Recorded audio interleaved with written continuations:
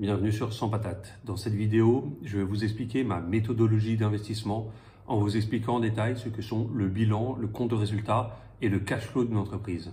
Je vais m'appuyer sur des supports créés par Bill Ackman, le légendaire milliardaire et activiste américain, qui a dédié une vidéo aux agrégats financiers. Comme cette vidéo est en anglais et fait 50 minutes, je vais prendre juste quelques tables et je mettrai le lien en description pour les personnes qui seraient intéressées par la vidéo dans sa totalité. On va commencer par le bilan parce que le bilan est l'agrégat financier le plus important. Le cœur de ma stratégie d'investissement consiste à investir dans des entreprises qui ont des bilans solides, c'est-à-dire qui ont une richesse accumulée à l'actif importante et qui ont peu de dettes au passif. Pour comprendre le bilan, Bill Ackman propose de créer une entreprise, un stand de limonade. Et pour créer son entreprise, il a besoin d'argent, il a une idée, créer un stand de limonade, il a le savoir-faire, mais il a besoin de fonds. Il va donc voir un investisseur à qui il propose de mettre 500 € dans l'entreprise. Comme Bill Ackman lui donne un tiers de l'entreprise, c'est-à-dire 33% pour 500 €, en conséquence, l'entreprise vaut 1500 €. 500 €, c'est pas tout à fait suffisant pour commencer son business, donc il va voir un banquier pour s'endetter de 250 €. À ce stade, au bilan de notre entreprise de limonade, on a 750 € de cash qui correspondent aux 500 € de l'investisseur plus les 250 € d'emprunt. Au passif, on retrouve donc ces 250 € d'emprunt. À l'actif, on a également 1000 € dans la ligne Goodwill. Le Goodwill, c'est la valorisation de l'idée et du savoir-faire. Si vous avez une super idée qui va révolutionner le monde, cette idée a de la valeur et c'est ce qu'on appelle le Goodwill. Comme le passif du bilan qui est ce que l'entreprise doit est égal à l'actif, le delta, c'est le shareholder equity, c'est-à-dire la dette que l'entreprise doit à ses actionnaires, dans ce cas l'investisseur initial et Bill qui monte l'entreprise. L'actif, c'est ce que l'entreprise possède. Le passif, c'est ce que l'entreprise doit soit à des tiers, comme des fournisseurs ou des banquiers dans le cas de la dette, soit à ses actionnaires. Ce qu'on recherche dans un bilan, c'est un shareholder equity, c'est-à-dire la dette envers les actionnaires qui est de plus en plus importante au cours des exercices. Et un actif qui croît de façon beaucoup plus importante que le passif hors actionnaire. Ce qui revient à dire qu'on veut que l'entreprise accumule beaucoup de richesses, que ce soit du cash ou d'autres actifs tangibles, des machines, des brevets ou je ne sais quoi. On veut voir cet actif augmenter et les dettes fournisseurs et banquiers relativement faibles pour que la dette actionnaire, ce qui est vraiment le delta entre ce que l'entreprise possède et l'entreprise doit à des tiers, c'est la dette actionnaire et c'est ce qui reviendrait aux actionnaires si on liquidait l'entreprise. On a donc à ce stade 750 € de cash à l'actif, mais pour créer son business, Bill a besoin d'acheter un stand de limonade qui va lui coûter 300 €. Il sort donc 300 € de son cash et il le met sur les fixed assets, les actifs tangibles pour 300 €. Pour faire de la limonade, il lui faut aussi des consommables, des verres, du sucre, de l'eau, des citrons. Donc, de ces 450 € de cash qu'il restait, il va sortir 200 € pour acheter ce qu'on appelle inventory ici, qui sont des matières premières, des consommables qui vont rentrer dans le processus de production. On a donc à ce stade 250 € de cash, 300 € d'actifs tangibles, c'est-à-dire le stand de limonade, et 200 € d'inventaire, les citrons, l'eau, le sucre et les gobelets.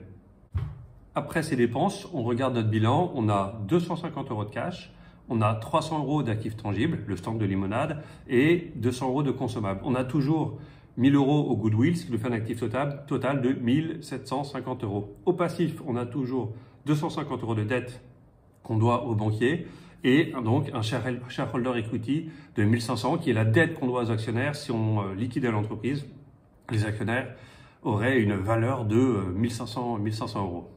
Conclusion pour le bilan, à l'actif, on a ce que possède l'entreprise, du cash, le goodwill, c'est-à-dire le savoir-faire, des actifs tangibles, le stand de limonade, les inventaires, le citron, le sucre, tout ce qui va rentrer dans le processus de production et tout ce que l'entreprise possède. Au passif, on a ce que l'entreprise doit. Et là, c'est très important, il y a ce qu'elle doit à des tiers qui sont des fournisseurs ou des banquiers ou autres, et il y a ce qu'elle doit aux actionnaires. Ce qu'on veut, c'est que le passif, le shareholder equity, c'est-à-dire le passif pour les actionnaires, soit le plus important possible et que l'actif soit le plus important possible. Maintenant qu'on a identifié un bilan très solide, se pose la question de Est-ce que je dois investir dans cette entreprise? Et si oui, à quel prix? L'exemple que je donne toujours, c'est, on sait tous qu'une Mercedes, c'est mieux qu'une Twingo. Pour autant, je n'achèterai pas une Mercedes 2 milliards, vu qu'une Mercedes, ça vaut 120 ou 150 000 euros, mais je veux bien acheter une Twingo 8 000 euros, parce que le prix serait juste. C'est pas parce qu'une entreprise est super qu'il faut nécessairement investir dedans. Donc, on va essayer de comprendre les ratios de valorisation que j'utilise. Moi, j'utilise le price to cash flow, et je vais vous expliquer la différence entre le price to earnings qui fait référence et le price to cash flow que je préfère. Pour comprendre le price to earnings, il faut bien comprendre comment marche le compte de résultat. On va reprendre un exemple toujours en partant du stand de limonade. On va dire que Bill a vendu 100 verres à 10 euros, soit 1000 euros de chiffre d'affaires, c'est la ligne verte, chiffre d'affaires 1000 euros. Le coût d'achat des ventes, c'est-à-dire les citrons, l'eau, le sucre, lui ont coûté 400 euros. Il a donc une marge brute de 600 euros, c'est-à-dire 1000 euros de chiffre d'affaires, moins le coût d'achat des matières premières, ce qui lui fait une marge brute de 600 euros. À ces 600 euros, il va enlever les frais fixes, c'est-à-dire l'électricité pour son mixeur et le salaire qui se paye, 200 euros. Donc son EBITDA, c'est-à-dire la marge brute, moins les frais fixes, est de 400 euros. L'EBITDA, ça veut dire Earnings Before Interest, Taxes, Depreciation and Amortization.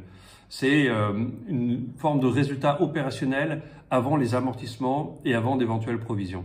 En dessous de l'EBITDA, on a les lignes amortissement et provision. Les amortissements, c'est tout simplement parce que le stand que Bill a acheté perd de la valeur année après année. Par exemple, si vous avez acheté une voiture neuve 10 000 euros, vous savez bien qu'au bout de 5 ans, vous ne la revendrez pas à 10 000 euros parce qu'elle est usée. C'est ça l'amortissement. C'est la perte de valeur d'un actif dans le temps. Donc dans notre exemple, l'amortissement est de 100 euros. Il n'y a pas de provision. Une provision, c'est une ligne qu'on passe dans le compte de résultat pour matérialiser un risque. Par exemple, un client qui ne nous paierait pas, on provisionne une perte potentielle, vraisemblable, future.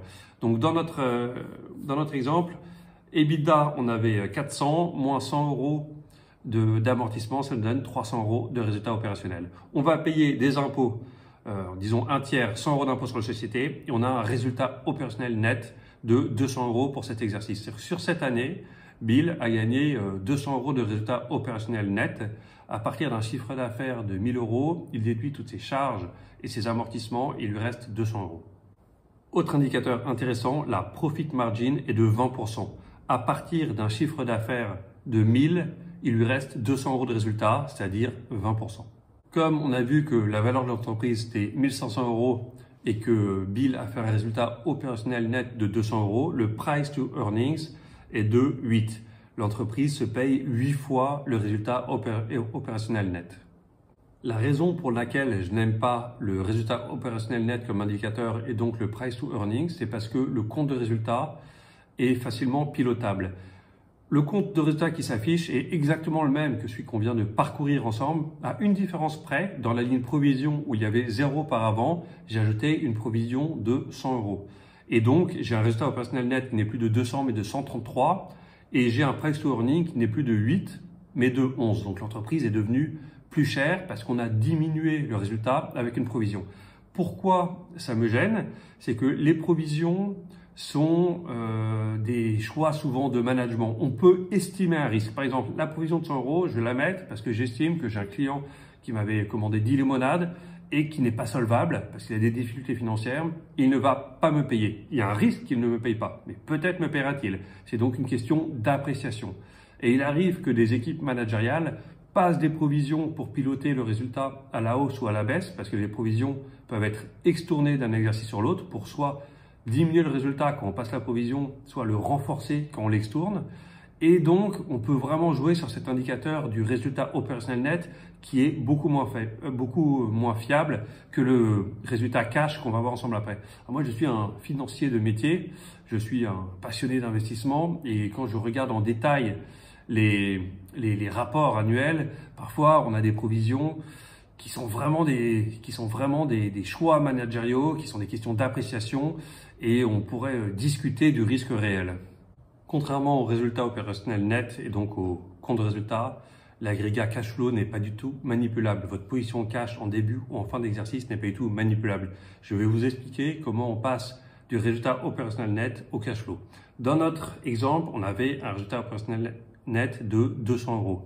On va retirer les amortissements, car les amortissements ne sont pas cash. Pour vous aider à comprendre ça, imaginez que vous avez acheté une voiture de 10 000 euros et qu'elle ne vaut plus que 9 000 euros en fin d'année. Ça ne vous a pas coûté une sortie de cash de votre compte en banque de 1 000 euros. C'est donc un événement non cash, comme le sont les éventuelles provisions. J'en ai pas mis dans cet exemple. Et donc, dans notre exemple, on a un cash flow opérationnel de 300 euros, c'est-à-dire les 200 de run, auxquels on soustrait les moins 100 d'amortissement, ce qui nous donne un cash flow opérationnel de 300 euros. Pour passer du cash flow opérationnel au cash flow opérationnel net, on rajoute le coût des investissements qui ne sont pas dans le compte de résultat. Souvenez-vous, dans le compte de résultat, on avait les frais fixes qui sont les salaires et tous les frais d'opération liés à la production, mais pas les investissements. Les investissements impactent la position cash.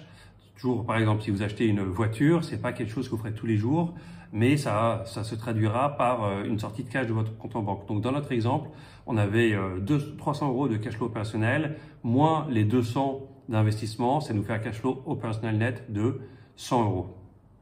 Et enfin, si l'entreprise paye des dividendes, c'est une sortie cash donnée aux actionnaires, ce qui nous ferait donc un cash flow opérationnel net après dividende de 50 euros si on prend l'exemple d'un paiement de dividende de 50 à partir d'un cash flow opérationnel net de 100 euros. L'entreprise vaut 1500 euros. J'ai un cash flow opérationnel net de 100 euros.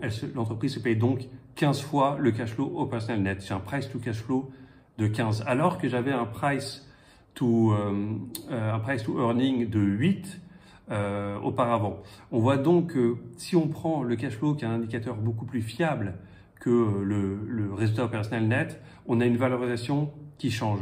Et c'est très important de comprendre cette nuance parce que, comme je vous le disais, notamment via les provisions, les équipes managériales peuvent jouer sur le résultat opérationnel net pour donner plus d'attrait à leur titre en bourse. Je vais m'arrêter sur ces trois principaux agrégats financiers que sont le bilan, le compte de résultat et le cash flow. Pour ceux que le sujet intéresse et qui sont anglophones, je vous recommande de regarder la vidéo complète de Bill Ackman qui permet très bien de comprendre comment la richesse créée via le cash s'accumule au bilan.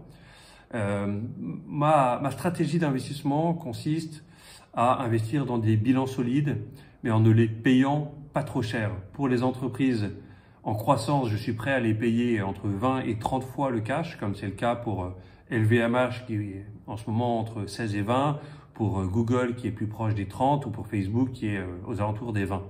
Et pour les entreprises qui ont de moindres perspectives de croissance ou une moindre visibilité sur leur stratégie future, généralement je les paye entre 5 et 10 fois. C'est le cas par exemple pour Rubis, pour Total ou pour BASF. Et pour finir, sachez quand même que si vous voulez investir en bourse sans vous donner la peine de passer par toutes ces considérations techniques, ma recommandation, et ce n'est qu'une recommandation, c'est de passer par des ETF. C'est très difficile de battre le marché et donc investir dans le CAC 40 GR ou dans le S&P est souvent plus performant que de faire du stock picking. En revanche, si vous décidez de faire du stock picking, je vous recommande chaleureusement de rentrer dans le détail de ces agrégats financiers parce que vous verrez que on trouve parfois des surprises, que des entreprises qu'on pensait bon marché sont parfois survalorisées par rapport à leur génération de cash et que des entreprises qui sont massacrées en bourse, je pense à BASF par exemple, sont parfois des vraies machines à cash.